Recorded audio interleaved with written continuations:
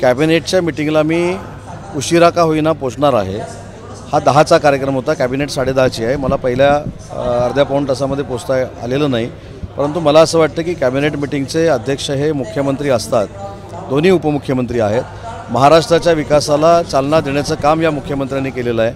त्याच्यामुळं माझ्या दृष्टीनं हा देखील कार्यक्रम महत्त्वाचा होता।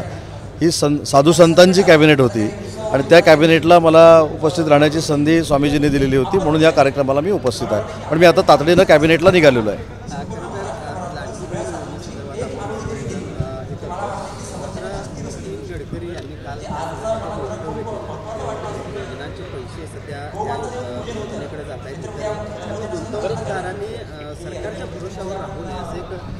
मला असं वाटतं की आज इथं हे वक्तव्य करणं योग्य नाही, परंतु मुख्यमंत्री माझी लाडकी बहीण योजनेच्यामुळं, त्या निधीमुळं कुठच्याही योजनांवर इव्हन उद्योजकांच्या इन्सेंटिव्हवर देखील परिणाम होणार नाही याची दक्षता पूर्ण सरकारनं घेतलेली आहे। आणि दुसरी महत्त्वाची गोष्ट अशी आहे की ज्या ठिकाणी आजचा हा कार्यक्रम होतो आहे कणेरी मठामध्ये, इथे जे काही सामाजिक काम केलं जातं, आज सत्काराच्या निमित्तानं मला गोमाता प्रदान करण्यात आलेली आहे। मला असं वाटतं की ह्या कार्यक्रमाचं स्वरूप आणि आपल्या सगळ्या पत्रकार परिषदेचं स्वरूप हे वेगळं आहे।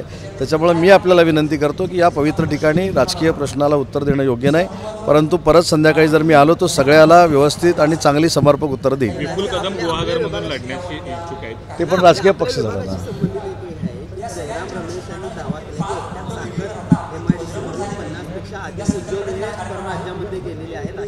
असं कोणी केलं? कोण आहे ते? कोण आहेत कोणते?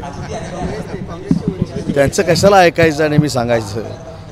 ज्या ऐकून घ्या, ज्या व्यक्तीला महाराष्ट्राची भौगोलिक परिस्थिती माहिती नाही, ज्या व्यक्तीला 1961 सालामध्ये MIDC स्थापन झालेली माहिती नाही, ज्या व्यक्तीनं महाराष्ट्राचा कधी अभ्यास केला नाही, त्यांनी त्यांचे नेते अमेरिकेमध्ये जाऊन आरक्षण रद्द करणार हे जे बोलले त्याच्यावर काय ते बोलावं, ते जनतेकडनं अपेक्षा आहे। महाराष्ट्र परकीय गुंतवणुकीमध्ये जो मागं गेलेला होता तो 1 नंबरला आहे आणि भविष्यातली 25 वर्ष राहील।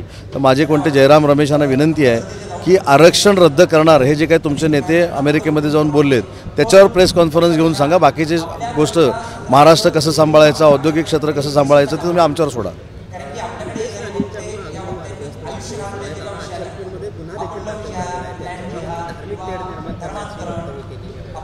आता गुन्हा दाखल झाला असेल तर मला माहीत नाही, परंतु आज देखील स्वामीजींच्या मार्गदर्शनामध्ये आम्हाला असं ऐकायला मिळालं की जातीमध्ये तेढ निर्माण करणं, धर्मामध्ये तेढ निर्माण करणं हे योग्य नाही।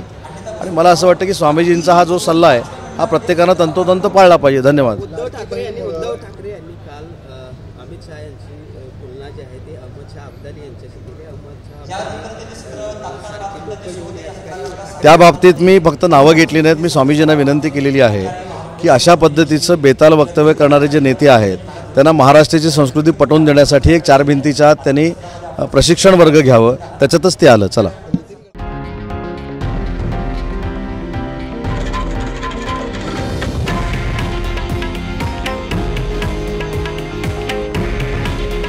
हे आहे देशातील नंबर 1 न्यूज नेटवर्क आणि आपण पाहत आहात TV9 मराठी। काळजी तुमची, हित महाराष्ट्राचं।